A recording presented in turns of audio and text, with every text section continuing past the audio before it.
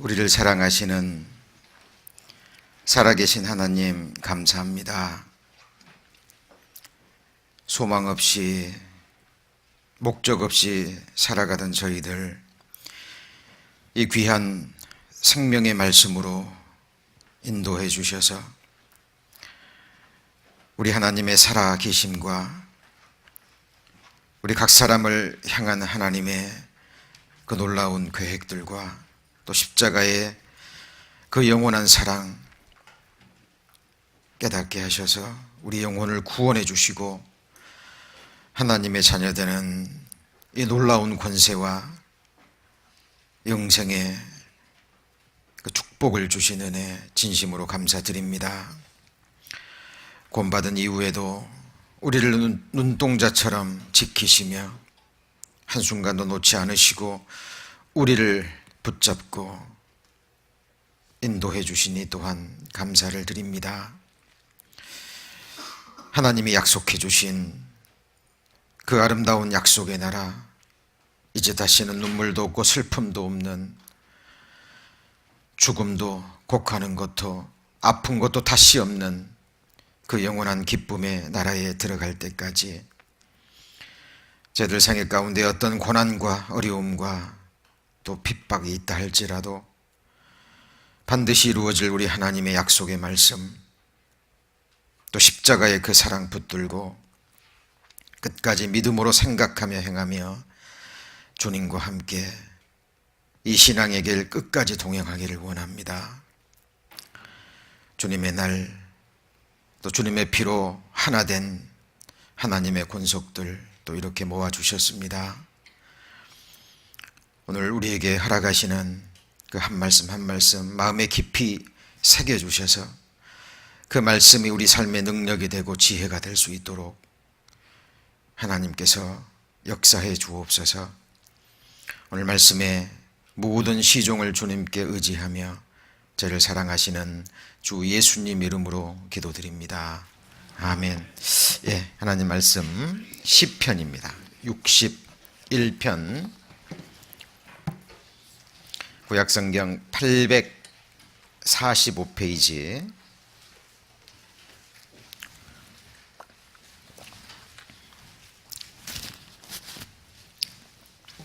시편 61편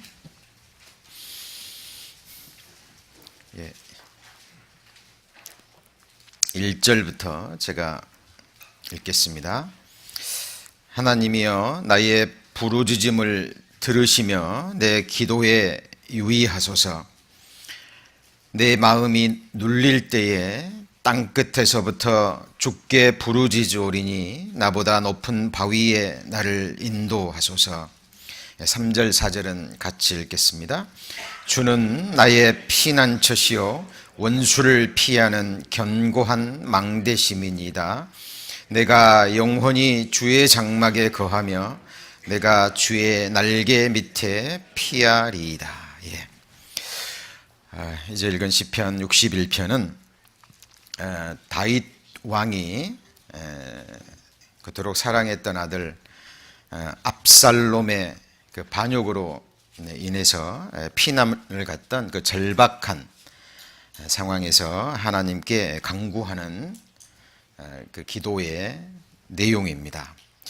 여기 다윗이 자기의 마음을 이렇게 표현을 했습니다. 2절에 보시면 내 마음이 눌릴 때에 이렇게 표현을 했는데요. 현대인을 위한 성경에는 내 마음이 연약해질 때 이렇게 표현했는데 영어 성경에 보면 이런 표현이 되어 있습니다. 여기 보면 overwhelm이라는 영어 단어가 쓰였는데 이것은 그 무엇인가에 의해서 마음이 압도당하는 거죠. 매몰당한다라는 그런 의미도 있고요. 어떤 영역본에는 faint라는 단어가 쓰였습니다. 마음이 고통이 아픔이 너무 심해서 이제 그 마음이 연약해질 대로 연약해진, 그래서 오늘 말씀에도 나오지만 지금 다윗의 인생이, 그 다윗의 마음이 땅 끝에 서 있는, 벼랑 끝에 서 있는 바로 그 절박한 상황을 성경은 이렇게 내 마음이 눌릴 때라고 표현을 하고 있습니다. 사람의 몸도 압살을 당하면, 뭔가 무거운 것에 눌림을 받으면 육신의 목숨을 잃게 돼 있죠. 가끔씩 그런 끔찍한 사고의 소식을 들을 때가 있습니다. 특히 이제 운동 경기장에서 관중들이 흥분해 가지고 가끔씩 그런 소식 들으시죠? 난동을 부리거나 어떤 갑작스러운 사건으로 인해서 수천 명의, 수만 명의 사람들이 한 곳으로 몰릴 때요, 압사당해서 몇 년 전에 중남미 쪽에서 수백 명의 사람들이 압사당한 그런 끔찍한 사건이 있었습니다. 우리가 그 현장에 있었고요, 우리가 그 밑에 깔린 한 사람이라고 생각해 보시죠. 우리 연약한 몸에 그 수많은 수천 명의 사람들이 내 몸을 짓누를 때, 죽어갈 때의 그 심정. 지금 다윗의 마음은 감당할 수 없는 너무나 어려운 마음의 짐에 의해서 지금 마음이 짓눌리고 있다라는 사실입니다. 지금 너무나 사랑했던 아들이었거든요, 압살롬. 자기를 죽이려 하고 또 자기의 왕위를 찬탈하려는 사람이 자기의 대적이었더라면, 원수였다면 이런 마음이 들지는 않았을 겁니다. 그런데 자기가 낳았던, 또 누구보다 사랑했던 자기 아들 압살롬이 그 누구도 아닌 자기 자신 아버지를 죽이려 하고 그 왕위를 찬탈하려고 할 때의 상황, 그래서 아들을 피해서 도망갈 수밖에 없었던 비참한 상황입니다. 마음이 눌릴 때에. 근데 이 다윗이 압살롬을 얼마나 사랑했는지 다윗의 마음을 알 수 있는 구절이 있는데 한번 찾아보겠습니다. 여기는 좀 붙잡아 놓으시고요. 사무엘 하 18장입니다. 사무엘 하 18장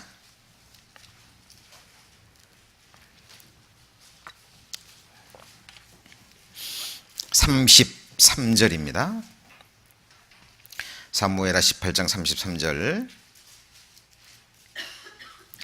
지금 이 모습은 494페이지죠. 494페이지. 다윗이 자기 아들 압살롬의 그 죽음의 소식을 접한 이후에 다윗의 말입니다. 33절.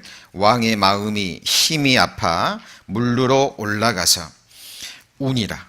저가 올라갈 때에 말하기를 내 아들 압살롬아, 내 아들 압살롬아, 내가 너를 대신하여 죽었다면 압살롬, 내 아들아 하였더라. 이 자기를 죽이려 했던 아들이거든요. 반역을 일으키고 왕위를 빼앗으려 했던 그 아들의 죽음의 소식을 들은 겁니다. 요즘 들려오는 소식 중에 너무나 끔찍한 소식들을 많이 듣습니다. 돈 때문에, 현세적인 어떤 이익 때문에, 부모와 자식 간의 어떤 불화 때문에 끔찍한 사건, 사고가 일어나기도 합니다만은, 지금 다윗의 이 마음, 자기를 죽이려 했지만 차라리 그 아들 대신에 자기가 죽었더라면 좋았을 뻔했다라는 이 마음의 표현, 다윗의 마음의 진심이었을 겁니다. 그토록 사랑했던 그 압살롬, 그 압살롬이 자기를 반역했을 때의 그 마음을 이렇게 표현한 겁니다. 내 마음이 눌릴 때에. 그렇죠? 수년 전에 들은 이야기입니다. 이 미국의 이민 사회에서 일어나는 좀 슬픈 이야기들 가끔 접하시죠? 수년 전에 저도 들은 이야기입니다. 위아들 하나 있는 자식 교육을 위해서 이제 이민을 왔어요. 근데 이민 생활 어렵잖아요. 여러 가지 경제적인 어려움도 있고 또 부부간의 문제도 있어서 이혼을 하고 이제 아버지가 그 아들 하나를 힘들게 키워가는 겁니다. 그래도 아들을 잘 교육시키고 훌륭한 사람으로 만들어야겠다는 그 일념 안에 어렵게 자식을 교육시키고 있는데 이제 아이들이 말썽을 피우고 아버지의 말을 듣지 않으니까 아마 손찌검을 했던 모양입니다. 근데 이 아들이 경찰에 신고를 한 거예요. 붙잡혀 갔겠죠? 물론 얼마 안 있어서 나왔지만 그 아버지가 너무나 큰 충격을 받은 거예요. 그 아버지에게는 그 아들이 인생의 전부였는데 모든 걸 희생하고 아들 하나 키우기 위해서 그 고난을 감내하고 있는데 아들 교육시키는 과정에서 좀 감정이 복박쳐서 손찌검을 했는데 아들이 신고를 한 겁니다. 그래서 감옥에서 나오자마자 심한 우울증에 걸리고요. 그 충격을 이기지 못하고 한국으로 돌아갔다는 그 이야기를 들은 적이 있습니다. 하여튼 우리 인생 가운데서는 삶 가운데 여러 가지 문제로 우리의 마음이 힘들고 또 아프고 견디기 어려울 때가 있습니다. 그럴 때 우리 형제자매님들은 어떻게 하시나요? 다윗은 그 절박한 상황에서도 하나님 앞에 부르짖는다라고 말씀하고 계십니다. 거기 1절에 보시면 하나님이여 나의 부르짖음을 들으시며 내 기도에 유의하소서. 자, 다윗은 살아계신 하나님을 항상 인정했고요. 그리고 범사의 그를 인정했고 그 하나님을 항상 자기 앞에 심령으로 모시고 살았던 믿음의 사람, 하나님의 사람입니다. 그렇게 마음이 절박한 상황에 있을 때 기도하는 가운데에서 내 마음이 눌릴 때 땅 끝에서부터 주께 부르짖으오리니 이렇게 되겠죠. 인생의 땅끝, 인생의 벼랑 끝에 서보지 않은 사람은 자기에게 정말 하나님이 주신 믿음과 소망의 날개가 있는지 없는지 그때 확인이 가능하다라고 하죠. 그런 책 제목이 있었죠. 추락하는 것에는 뭐가 있다고요? 날개가 있다. 인생의 벼랑 끝, 인생의 땅 끝에서 그 상황 속에서 떨어보던 사람, 그 사람에게 정말 자기가 가지고 있는 신앙이 하나님을 향한 믿음이 어떤 것인지 드러난다라고 합니다. 어떤 사람은 믿음이 있다라고 하지만 그런 상황이 되면 신앙을 포기해버리거나 인생을 포기하는 경우도 있습니다. 그러나 다윗은 그 상황 속에서도 그 인생의 땅 끝에서 벼랑 끝에서 다윗은 하나님 앞에 믿음의 기도를 하고 있습니다. 그리고 나보다 높은 바위에 나를 인도하소서 이렇게 표현하고 있죠. 지금 마음이 눌리고 있습니다. 그런데 다윗은 자기를 인도해달라고 기도하고 있어요. 이것은 무엇의 인도함일까요? 어떤 인생의 길의 인도라기보다는 우리 마음의 인도를 가리키고 있을 겁니다.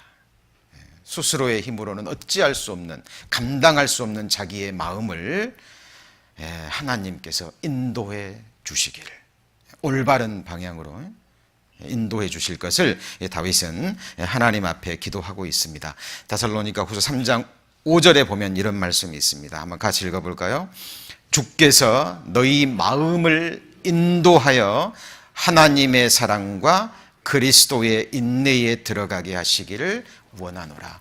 모든 인생들의 마음은 사실 본질적인 부분에 있어서는 동일합니다. 그죠? 과거 오래전에 사나운 짐승에 자기 아들의 목숨을 잃은 아비의 슬픔이나, 그렇죠? 오늘날 현대 자동차 사고로 자기 아들을 잃어버린 아비의 슬픔은 동일합니다. 인간의 심성은 같거든요. 그죠? 지금 3000년 전의 인물 다윗이 극한 고난 가운데, 아픔 가운데 자기의 마음을 인도해 달라고 하나님께 간구하고 있죠. 지금 사도 바울도 복음을 전하는 가운데 너무나 어려움이 있었고 고난이 있었습니다. 자, 그리고 지금 이 편지를 받는 데살로니가에 있는 성도들에게도 아마 동일한 아픔과 고난과 여러 가지의 핍박과 마음의 어려움들이 있었을 겁니다. 하나님을 알았고 구원함을 얻었고 하나님의 자녀가 됐지만 우리에게는 여전히 죄성이 있고 또 육체가 있고 또 사단마귀 악한 영들의 역사가 있기 때문에 인생은 육신을 가지고 이 세상을 살아가는 그 동안에는 어찌할 수 없는 고난의 연속입니다. 그렇죠? 그것을 아는 사도 바울, 하나님 앞에 간구하고 있는데 그 간구의 내용은 너희의 마음을 하나님께서 인도해 주실 것을 간구하고 있는데 그 마음이 인도되어지는 방향이 여기 나와 있죠. 하나님의 사랑과 그리고 무엇입니까? 그리스도의 인내입니다. 자, 우리의 마음이 항상 어떤 경우에서건 이렇게 인도함을 받아야 된다는 걸 성경은 우리에게 말씀하고 계시죠. 하나님의 사랑, 하나님의 사랑은 어떤 사랑입니까? 원수까지 사랑하는 사랑이죠. 원수되었던 우리를 위해서 목숨을 버려주셨던 완전한 사랑입니다. 자기를 못 박는 자,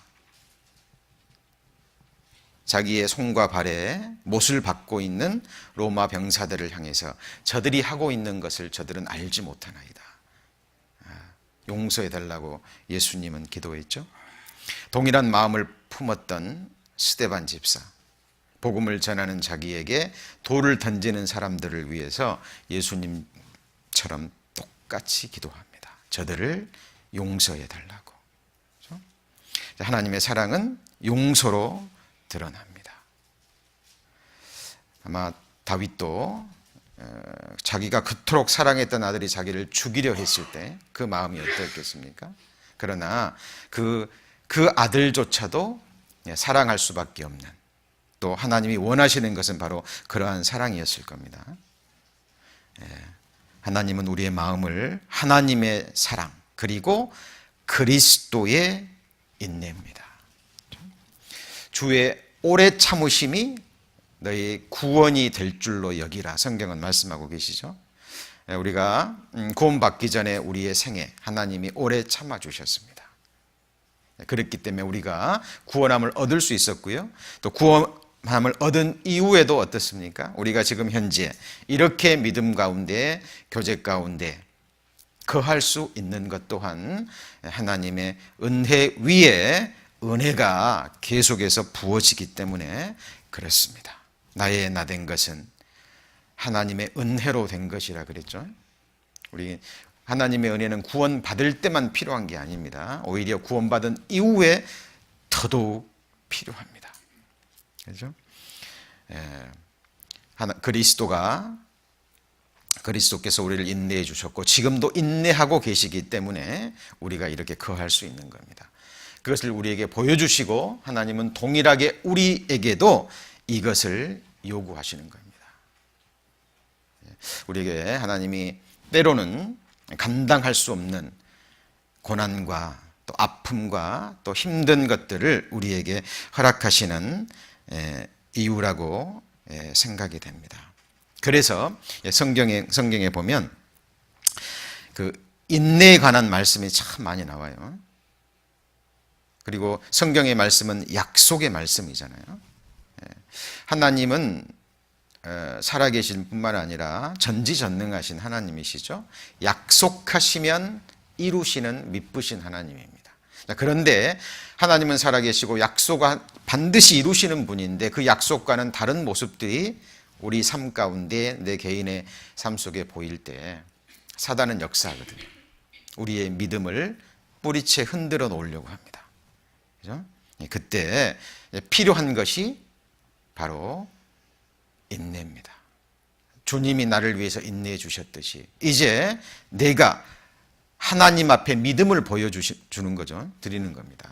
하나님은 말씀하시면 이루시는 미쁘신 분이기 때문에 지금 내 상황은 이렇지만 하나님의 약속의 말씀을 붙들고 내가 인내할 때, 오래 참을 때 사실 이 하나님의 약속을 받을 수 있는 거거든요.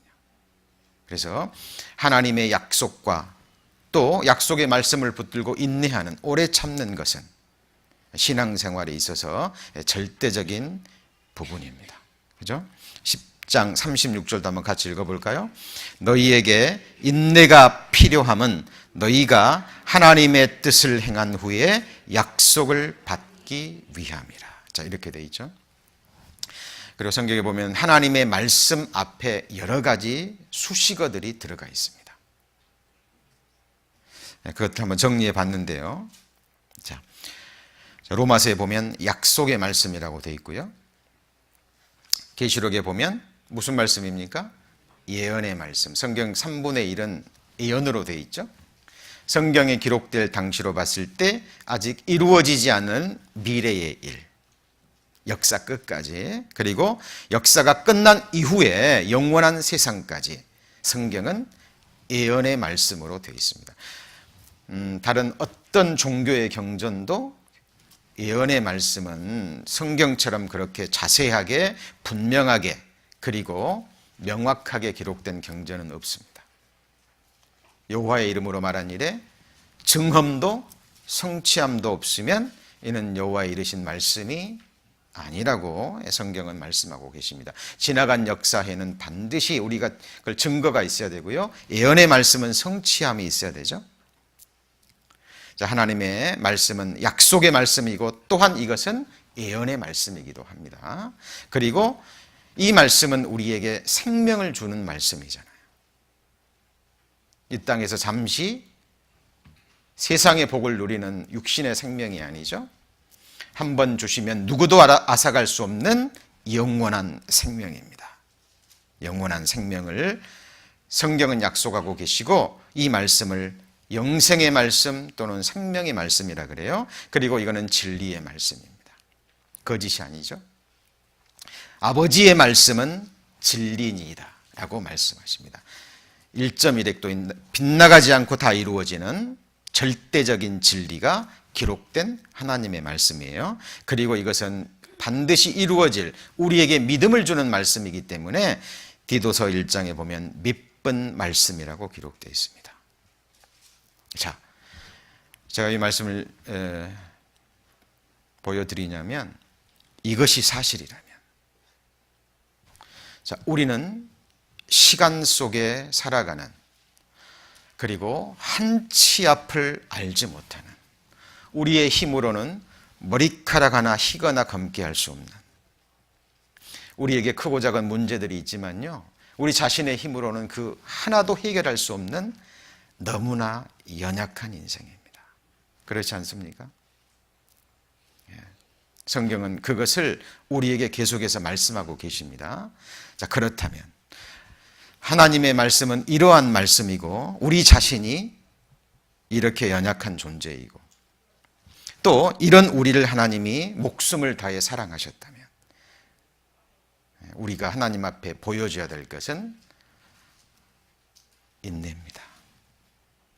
그래서 우리가 성경의 모든 말씀들을 받을 때요, 사실 인내로 받아야 됩니다.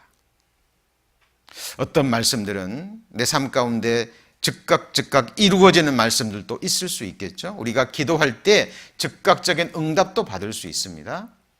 그러나 대부분의 말씀들은 인내가 필요합니다. 기다리는 것이 필요하죠. 조금 전에 우리 말씀을 찾았습니다. 우리에게 인내가 필요하면, 그죠? 하나님의 뜻을 행한 후에 약속을 받기 위함이라. 이 사람들에게 하나님의 약속의 말씀은 이루어집니다. 그래서 예수님께서 이런 말씀을 하셨어요. 내가 나의 뭘 지켰으니까요? 인내의 말씀을 지켰기 때문에 내가 또한 너를 지켜서 장차 시험의 때를 면하게 하겠다. 자, 우리가 받는 때를 따라 또 읽고 듣고 묵상하는 이 모든 말씀은 우리 편에서 받아들일 때는 인내의 말씀이 되는 겁니다. 지금 다윗이 그 절박한 상황에서 정말 인생의 땅끝에서, 절망의 끝에서 하나님 앞에 부르짖습니다. 기도하고 있습니다. 내 마음이 눌릴 때에 땅끝에서부터 주께 부르짖으오니 나보다 높은 바위에 나를 인도하소서. 주는 나의 피난처시요 원수를 피하는 뭐라고요? 견고한 망대가 되심이니이다. 그 절박한 상황 속에서도 자기의 마음을 하나님의 사랑과 그리스도의 인내로 인도하기를 간구하는 가운데 이 기도의 응답을 다윗은 확신하고 있기 때문에 이 기도를 드리자마자 아직까지 쫓기고 있거든요. 다윗은 바로 고백합니다. 주는 나의 피난처가 되시고 원수를 피하는 견고한 뭐가 된다고요? 망대. 자, 망대의 특징이 많이 있습니다. 그 중에 가장 큰 특징은 망대는 높은 곳에 있다는 겁니다. 고명한 자는 고명한 곳에 서리라. 그렇죠? 인간의 시각이 아니라 인간의 시점에서 자기 인생을 바라보는 게 아니죠. 하나님의 시각에서, 하나님의 높은 망대에서 자기 인생을 전체적으로 조명하는 겁니다. 하나님이 다윗에게 주신 약속이 있거든요. 비록 자기가 지금 고난 가운데 있고 다윗의 인생에 얼마나 많은 대적들이 있었습니까? 기름 부음 받은 이후에 사울에게 쫓김을 당했고, 자, 그 이후에도 다윗이 범한 그 끔찍한 죄로 인해서 하나님은 다윗을 용서하셨지만 그 죄싹은, 그 죄에 대한 징계는 다윗이 이 세상에 있을 때 치르게 하셨거든요. 하나님의 관점에서 다윗의 생애를 바라볼 때 다윗은 자기가 지금 이렇게 고난과 핍박 속에 있지만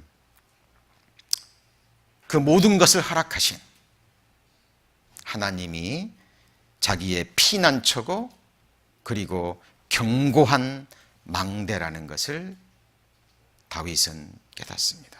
이 절박한 상황 가운데서. 자, 지금 저희들 느헤미야의 성문과 망대라는 제목으로 계속 말씀을 배우고 있습니다. 성문이 가지고 있는 의미, 그리고 느헤미야가 세운 4개의 망대가 가지고 있는 의미에 대해서 배웠고요. 그 이제 마지막으로 성경에 게시된 하나님의 여러 이름들이 우리들에게 망대가 되신다는 겁니다. 우리 인간의 시점에서 바라보는 것이 아니라 가장 하나님이 높이신 게 하나님의 이름이거든요. 우리에게 보여주셨잖아요. 계시해줬죠. 그래서 우리는 그 하나님의 높은 이름의 망대 위에서 다시는 무너지지 않는, 영원히 무너지지 않는 그 하나님의 거룩한 이름의 망대 위에서 우리의 인생을 바라보고 우리의 교회를 조망해야 될 겁니다. 우리가 받아야 될 교훈이라고 생각합니다. 같이 읽습니다. 여호와의 이름은 견고한 망대라. 의인은 그리로 달려가서 안전함을 얻느니라. 그렇죠? 다윗은 하나님이 어떤 분이라는 것을, 다윗이 하나님의 이름, 그 계시된 이름을 다 알았는지는 모르겠습니다만은 그의 시편을 보면, 그의 믿음을 보면 다윗은 하나님을 알고 체험한 믿음의 사람이었습니다. 자, 그래서 지난 시간에 4가지 하나님의 말씀을 배웠죠. 자, 하나님의 이름을 알아야 뭐 할 수 있습니까? 의지할 수 있어요. 주의 이름을 아는 자는 주를 의지한다 그랬죠.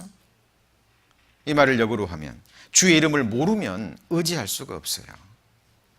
주의 이름을 알아야 의지할 수 있고 주의 이름을 알아야 도움을 얻을 수 있습니다. 우리의 도움은 천지를 지으신 여호와의 이름에 있거든요. 하나님, 하나밖에 없는 님. 우리 한국 사람들이 하나님을 향한 호칭이잖아요. 근데 하나님은 너무나 광대하신 분인데 그 이름이 하나님을 다 설명할 수 없는 거예요. 예수님의 생애를 4가지 복음서가 각자의 관점에서 예수님을 조명하고 설명했듯이 그 거룩한 하나님을 한두 가지의 이름이 다 설명할 수 없는 겁니다. 그래서 하나님이 그 거룩한 이름들을 성경에 계시했습니다. 이유는요, 우리를 위해서, 우리로 하여금, 연약한 우리로 하여금 그 하나님의 이름을 의지하고 그 이름을 의지해서 도움을 얻고 보호를 받으라고요. 그죠?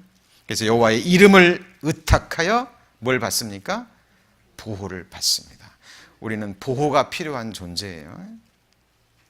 그래서 오늘 배울 이름은, 자, 5번째로 여호와 사바오트, 망군의 여호와, 군대들의 하나님이라는 의미를 가지고 있습니다. 그죠? 자, 하나님이 사람을 만드시기 전에 천만 천군 천사를 만드신 거 아시죠? 바로 하나님의 뜻을 이루고 하나님을 섬기고 또한 구원 얻을 후사들을 섬기라고 하나님이 만드신 너무나 뛰어나고 지혜가 많은, 능력이 많은 영광스러운 영적 존재들입니다. 하나님의 피조물이에요. 그러나 영적 존재고 자유의지를 가지고 있지만 하나님의 형상은 아닙니다. 그리고 창조의 목적이 하나님의 사랑의 짝은 아니에요. 그 천사들을 하나님이 먼저 만드셨습니다. 그 중에 미가엘이라는 천사장, 전쟁을 주관하는 천사장입니다. 자, 그래서 이 천사들이라고 표현하지만 또 이 천사들을 하나님은 군대로도 표현합니다. 그래서 이 여호와 하나님의 거룩한 이름 중에 하나가 여호와 사바오트, 만군의 여호와, 군대들의 하나님이라는 의미가 되는 거예요. 왜요? 하나님은 전쟁을 주관하시는 하나님이시거든요. 출애굽기에 보면 여호와는 용사시요 라고 되어 있습니다. 하나님은 전쟁에 능한 하나님이십니다. 하나님이 전쟁하시면 이길까요, 질까요? 반드시 이기십니다. 그렇다면 왜 하나님이 이 거룩한 이름을 우리에게 허락하셨느냐는 겁니다. 우리가 싸우는 이 영적 전쟁에서 이 이름을 의지하고 반드시 승리하라고 하나님이 이 거룩한 이름을 우리에게 주셨습니다. 조금 전에 말씀드린 다윗, 이 다윗은 어린 시절에 이 하나님의 이름을 알았어요. 한번 같이 읽어볼까요? 다윗이 블레셋 사람에게 이르되 너는 칼과 창과 단창으로 내게 오거니와 나는 만군의 여호와의 이름 곧 내가 모욕하는 이스라엘 군대의 하나님의 이름으로 내게 가노라. 다윗 대단한 인물입니다. 평범한 가정에서 태어나서 아비의 양을 치는 그냥 목동이었거든요. 여호와의 눈은 온 땅을 두루 감찰하사 전심으로 자기에게 향하는 자를 위해서 능력을 베푸십니다. 너무나 연약했던 한 어린 소년 다윗이었지만 그 다윗의 마음의 중심에 하나님을 찾고 갈망하는 그 마음을 보시고 하나님이 다윗에게 자신을 계시해서 보여주신 겁니다. 사울, 위대한 왕이었습니다. 사울 밑에 얼마나 위대한 장수들이 많이 있었을까요? 지금 이 현장으로 한번 가보시죠. 그죠? 이 거대한 블레셋의 장수.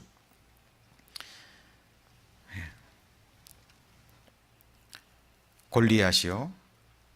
하나님의 이름을 모욕하며 싸움을 도둡니다. 다 하나님의 이름과 하나님의 군대를 모욕하는데요. 두려워 떨고 있어요. 아버지 심부름 갔다가 그것을 들은 다윗이 붕괴하고 일어납니다. 이것은 거룩한 분노입니다. 객기가 아니에요. 객기가 아닙니다. 다윗은 어린 양을 치면서요, 하나님이 어떤 분이고, 그리고 하나님이 자기를 어떻게 보호하셨고, 양을 지키고자 하는 자기를 어떻게 보호하셨는지 체험했거든요. 그래서 골리앗은 칼과 단창으로 나아오지만 나는 네가 모욕하는 거룩한 하나님의 이름, 이스라엘 군대의 하나님으로 내게 가노라. 처음에는 사울이 자기의 그 갑옷을 입혀줬죠. 맞아요, 안 맞아요? 벗어버립니다. 그리고 물맷돌 몇 개 들고 하나님의 이름으로 뛰어나갑니다. 그리고 던지죠. 던진 것은 다윗이었지만 그 물맷돌을 인도하시는 분은 누굴까요? 하나님입니다. 정확하게 골리앗의 이마에 가서 박힙니다. 하나님의 싸움은 군대의 수에 적고 많음이 아닙니다. 그렇죠? 우리의 믿음에 있고 그 믿음의 대상은 성경의 하나님, 그분이 우리에게 계시해 주신 이 거룩한 하나님의 이름, 만군의 여호와의 이름이 있는 거예요. 그렇죠? 그리고 이 하나님의 이 세상 군대들은, 이 세상 군사들은 눈에 보이는 말을 타고 눈에 보이는 병거를 타죠. 이 당시 구약시대.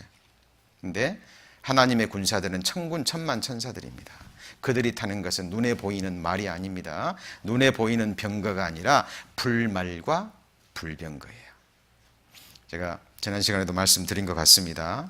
이 세상에서도 전쟁에 이기기 위해서는 전투력도 있어야 돼요. 그렇죠? 군사력, 무기도 강하고 좋아야 되고 많아야 되고. 그런데 현대전에 있어서 반드시 전쟁에 승리하려면 뭐가 필요하다고요? 정보력입니다. 정보력. 정보전에서 져버리면 전쟁 끝나는 겁니다.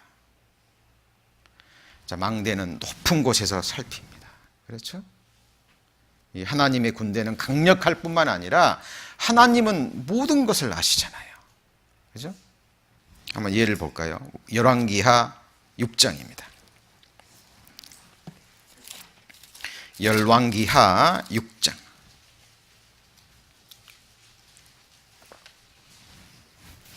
8절입니다. 570페이지 열왕기하 6장 8절.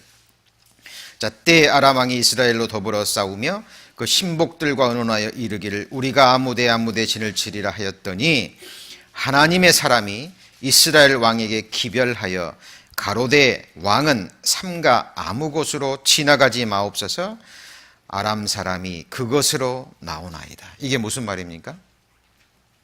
이 아람 왕이요, 자, 이스라엘을 공격하려고, 그 왕을 죽이려고 세미한 계획들을 세우는데 너무 미리 알고 대비를 해버리거든요. 이 하나님의 사람 엘리사가 왕에게 미리 다 말해주는 거예요. 이때 도청장치를 했을까요? 아니면 스파이를 보냈을까요?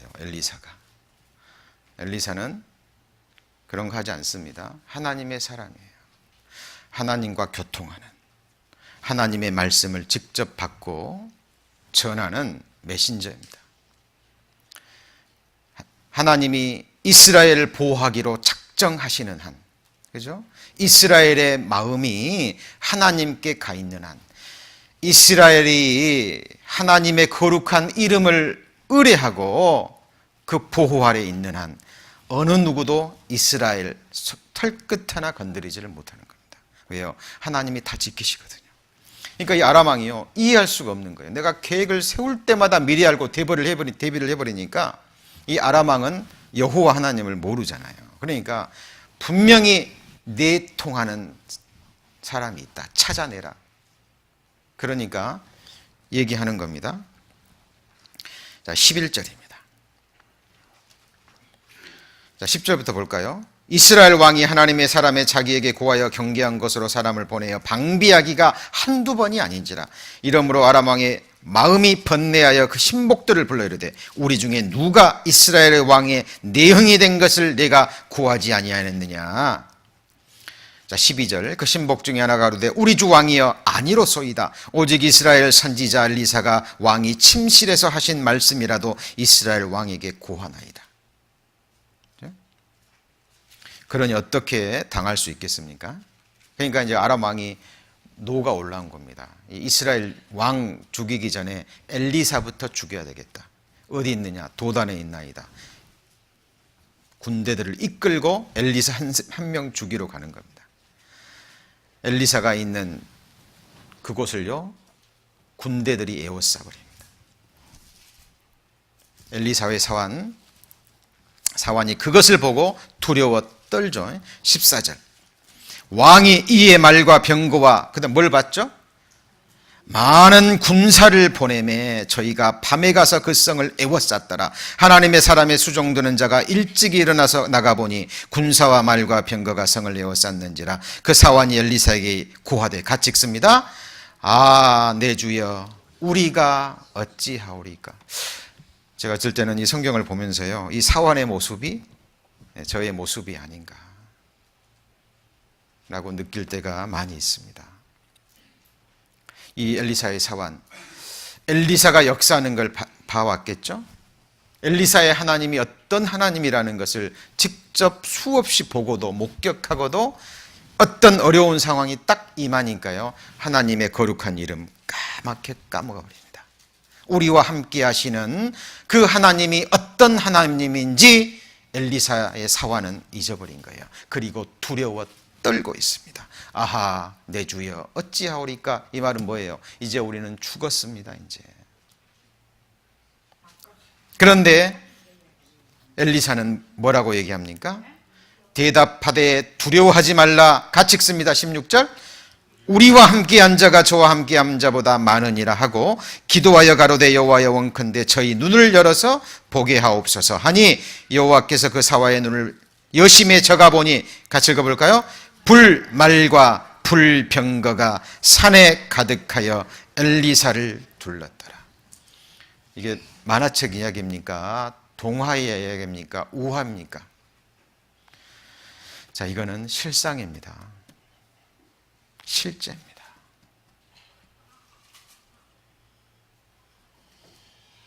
천만천군 천사가 불말과 불병거를 타고 엘리사를 지키고 있는 거예요.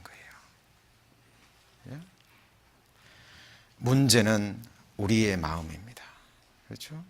우리가 성경의 하나님을 올바로 알고 우리에게 허락되어진, 계시되어진 너무나 힘있는 이름, 만군의 하나님, 군대들의 하나님 여호와 사바오트. 여호와의 이름을 아는 자는 그를 뭐 한다고요? 의지한다 그랬잖아요. 우리의 도움은 천지를 지으신 여호와의 이름에 있도다. 우리가 그 이름을 의탁하여 보호를 받아야 되는 거예요. 누구의 이름으로 보호를 받고 싶습니까? 내가 잘 아는 힘 있는 사람이요? 내가 잘 아는 권력 있고 돈 있고, 오직 성경의 하나님, 우리를 위해서 허락하신 너무나 거룩한 이름들이 있습니다. 우리는 그 이름을 의지하고 이름을 의지하여 도움을 받고 보호를 받아야 될 거예요. 엘리사는 알았습니다. 만군의 하나님. 두려워하지 않았죠? 다윗도 내가 내 주를 의지하고 적군에 달리며 성벽을 뛰어넘나이다. 천만 천군이 일어나도 두려워하지 않겠다 그랬잖아요. 왜요? 하나님이 나를 지키시는데, 만군의 하나님이 나를 지키시는데 우리를 건들 자 없습니다. 야곱이요, 하나님의 축복을 받았잖아요. 근데 야곱은 꾀가 많은 사람이었습니다. 어떤 어려운 환경만 주어지면 하나님은 두 번째, 세 번째고 자기 꾀가 나와요. 그죠? 라반 집에서 연단을 받고 이제 하나님의 약속대로 고향 땅으로 다시 돌아갑니다. 돌아가는 과정에서 하나님이요, 하나님의 군대들을 보여줍니다. 창세기 32장.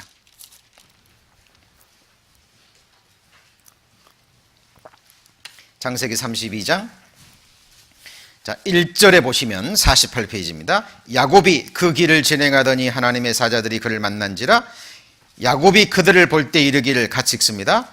이는 하나님의 군대라 하고 그 땅 이름을 마하나임이라 하였더라.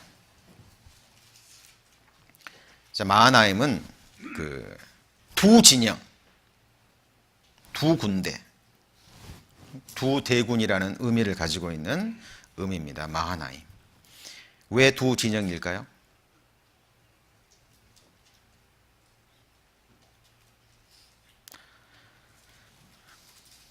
야곱의 앞뒤를 지켜야 되거든요. 그죠? 앞뒤를. 뒤에서는 라반이 쫓아오고 앞에서는요, 누가 기다립니까? 군사 400명을 이끌고 지금 형 에서가 쫓아오고 있어요. 이 야곱을 위해서 하나님이 두 군대를 보여주신 겁니다. 야곱에게. 왜요? 하나님이 야곱에게 약속하셨잖아요. 어떤 약속을 하셨습니까? 내가 너와 함께 있어. 내가 어디로 가든지 너를 지키며 너를 이끌어 이 땅으로 돌아오게 할지라 내가 내게 허락한 것을 다 이루기까지 너를 떠나지 아니하리라.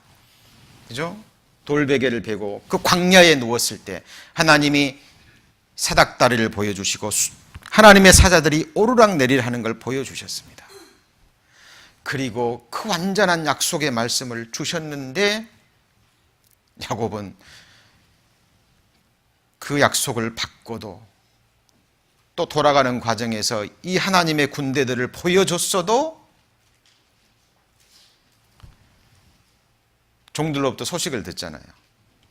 당신의 형 에서가 군사 400명 이끌고 돌아옵니다. 그러니까 그 말 듣자마자 또 두려워 떨어버립니다. 누구의 모습일까요? 저는 이 모습 속에서 저의 모습을요 자주 봅니다.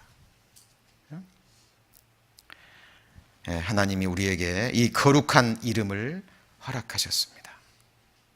여호와 사바오트, 만군의 하나님.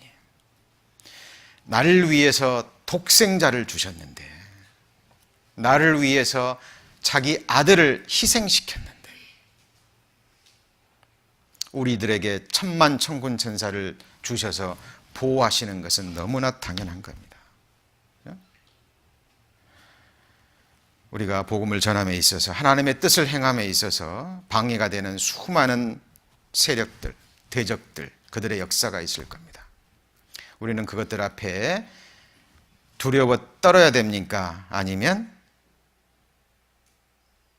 안연히 쳐야 될까요?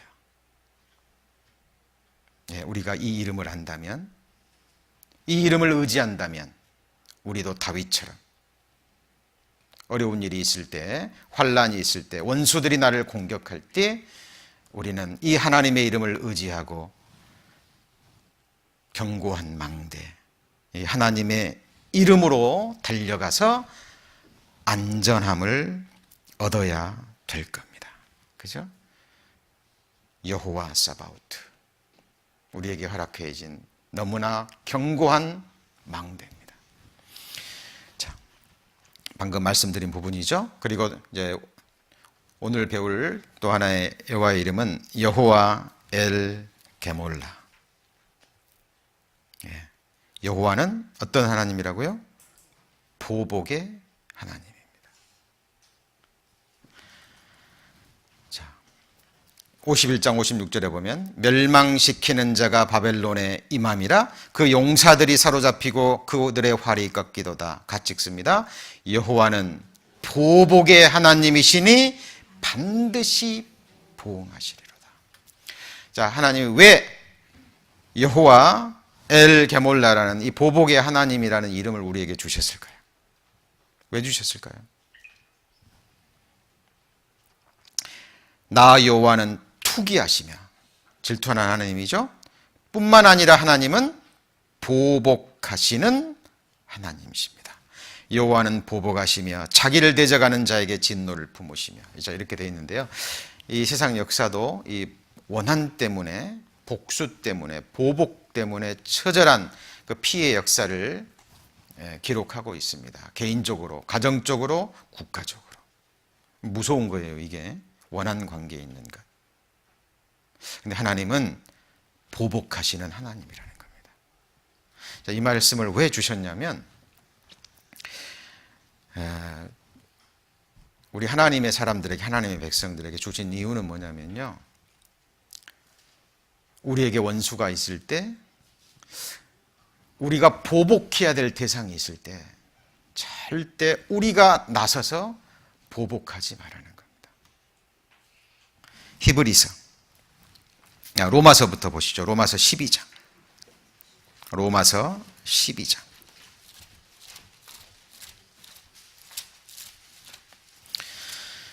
자, 보복하시는 하나님이라는 이름을 그냥 지식적으로 알고 외우고 끝내버리면 안 되겠죠. 왜 이름을 주셨냐 그 말이에요. 로마서 12장 19절입니다. 자, 19절 같이 읽습니다. 내 사랑하는 자들아, 너희가 친히 원수를 갚지 말고 진노하심에 맡기라. 기록되었으되 원수 갚는 것이 내게 있으니 내가 갚으리라고 주께서 말씀하시니라. 얼마나 위로가 됩니까? 저도 가끔씩 우리 형제자매님들의 그 간증을 들을 때요, 이런 간증을 듣습니다.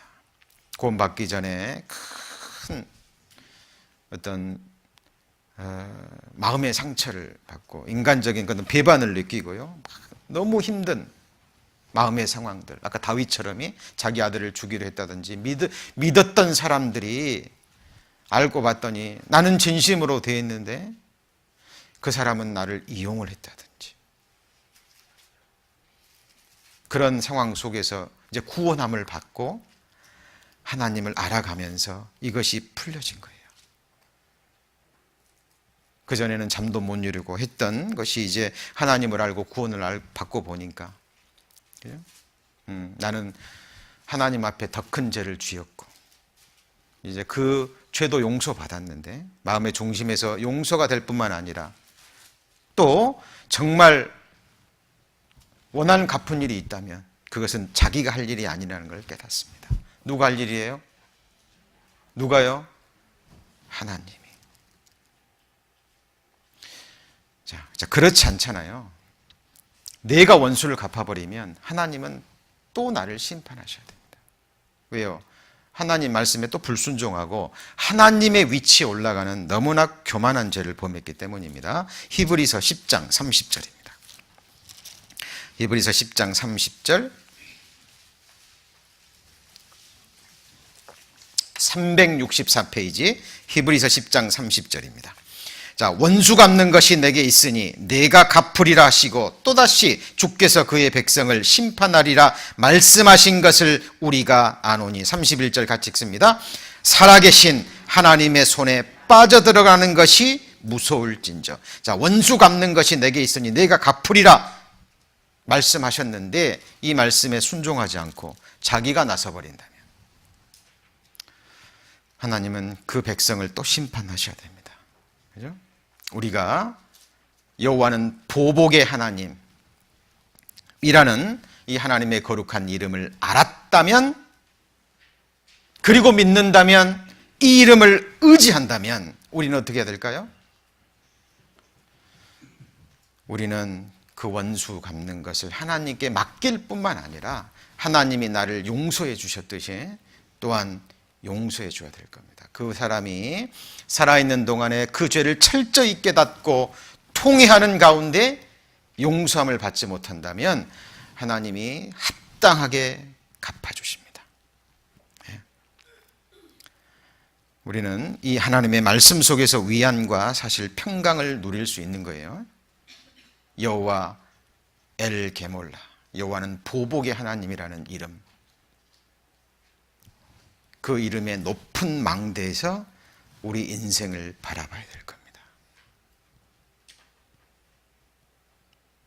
복음을 전하는 데 있어서 방해가 되는 대적들이 있다면 우리는 두려워하지 말아야 되겠죠? 믿음으로 싸워야 되겠지만 또한 그 원수를 갚는 것이 있다면 그것 또한 우리는 하나님께 맡겨야 될 겁니다. 우리가 할 일이 아닙니다.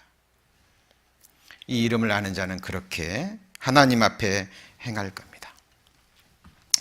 사무엘상 24장 12절에 보면 역시 다윗입니다. 여호와께서는 나와 왕 사이를 판단하사 나를 위하여 왕에게 보복하시려니와 내 손으로는 왕을 해하지 않겠나이다.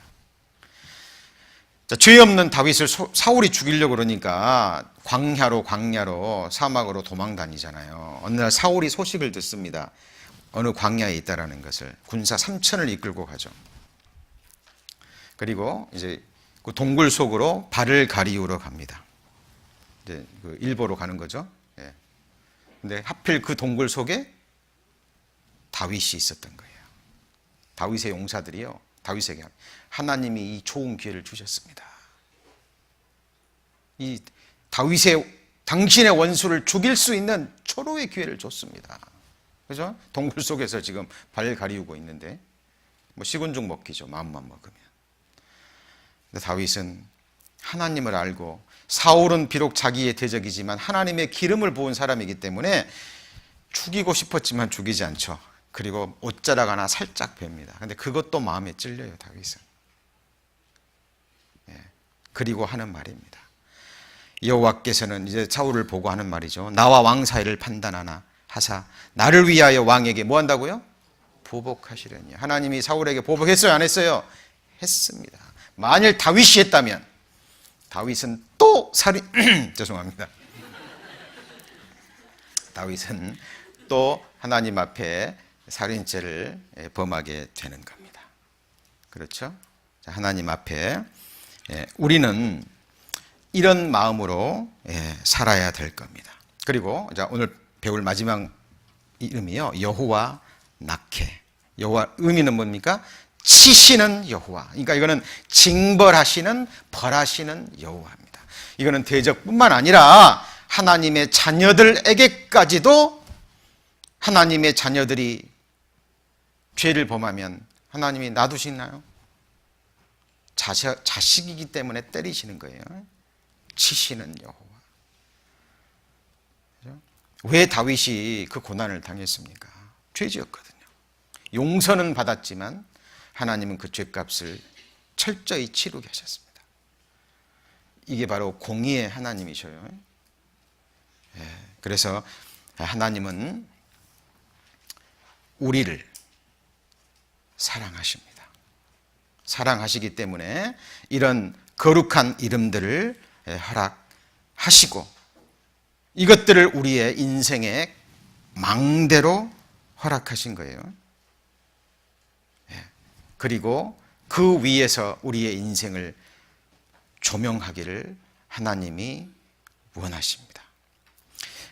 오늘 마지막 말씀으로 룻기서를 한번 보시죠.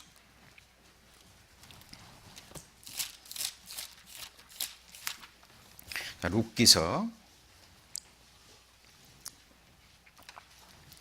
1장.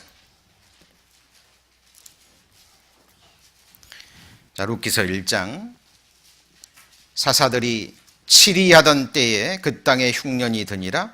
유다 베들레헴의 한 사람이 그 아내와 그 두 아들을 데리고 모압 지방에 가서 우거하였는데 그 사람의 이름은 엘리멜렉이요 그 아내의 이름은 나오미요 그 아들의 이름은 말론과 기론이니 유다 베들레헴 에브랏 사람들이더라. 그들이 모압 지방에 들어가서 거기 유하더니. 사사들이 치리하던 때에 그 땅에 베들레헴입니다. 하나님의 약속이 있는 땅이죠. 흉년이 들었어요. 그런다 그래서 이 베들레헴 땅을 떠나서는 안 되는데 이 엘리멜렉이라는 사람이 자기 아내와 함께 두 아들과 함께 저주의 땅 모압 땅으로 가버립니다. 왜? 먹을 것, 육신에 먹을 것 구하려고 가버립니다. 근데 가자마자 얼마 안 돼서 남편이 죽었어요. 하나님이 치신 겁니다. 누구를 치셨을까요? 나오미를 치신 거예요. 그러면 나오미가 깨달아야 됩니다. 아, 하나님이 나를 치셨구나. 그리고 바로 돌이켜야 되는데 10년 동안 깨닫지를 못합니다. 하나님이 나오미를 10년 동안 은혜를 베푸시고 기다리셨던 거예요. 그래도 돌이키지 않고 깨닫지를 못하니까 두 아들을 죽입니다. 나오미가 그때사 깨닫습니다. 뭘 깨닫습니까? 룻기서 1장 13절 후반부에 보시면 13절 후반부에 보시면 여호와의 손이 그다음 뭐라 그랬죠? 나를 치셨으므로. 어린아이가 잘못하면 부모는 회초리를 듭니다. 특히 어린 시절에. 그렇죠? 왜요? 내 사랑하는 아이가 세상에 나가서도 이렇게 행동하면 안 되거든요. 내 눈에나 볼 때나 예쁘지. 내 아들이 세상에서도 이렇게 말하고 행동하면 천독꾸러기가 되고 미움을 받고 판단을 받을 것이 분명하기 때문에 자기 자식에게 엄격한 교육을 시킵니다. 마찬가지로 우리가 하나님의 자녀로 거듭난 것이 사실이라면 하나님은 우리를 징벌하십니다. 그러나 그 징벌은 멸망시키는 것이 아니라 우리를 사랑하시기 때문에 우리에게 주시는 징벌입니다. 자, 그리고 나머지에 또 많은 이름들이 있습니다만은 저희들이 과거에도 배웠고 또 앞으로도 또 말씀이 연관될 때 또 이렇게 배워 갈 겁니다. 그래서 지금까지 약 10주간에 걸쳐서 여호와의 느헤미야의 성문과 망대 10개의 문, 그렇죠? 그리고 느헤미야 12장에 나오는 지옥문, 그리고 4개의 망대와 함께 거룩한 여호와의 이름, 우리에게 필요한 7가지의 말씀을 선별해서 배웠습니다. 그동안 배운 말씀들 흘러 떠내려가지 않도록 또 마음에 새기시고요. 이 말씀을 의지하는 가운데 힘있게 저희들 신앙생활 하는 우리 LA교회 형제자매님들 되시기를 소망합니다. 기도하겠습니다. 살아계신 하나님 감사합니다. 저희를 구원하여 주시고 항상 소망 가운데 살아갈 수 있도록 은혜 허락하심을 진심으로 감사드립니다. 그동안 배운 말씀들 하나님 도와주셔서 우리 마음에 깊이 새겨주시고 그 새겨진 말씀이 우리 삶의 능력이 되고 지혜가 되고 우리의 미래를 비추이는 밝은 소망의 빛이 될 수 있도록 역사해 주옵소서. 이제 며칠 후면 2014년 썸머 캠프가 시작이 됩니다. 하나님 많은 영혼들을 인도해 주시고 또 함께 참여해서 그때 우리에게 주시는 그 풍성한 은혜들을 또 마음으로 받고 하나님께 영광 돌릴 수 있도록 역사해 주옵소서.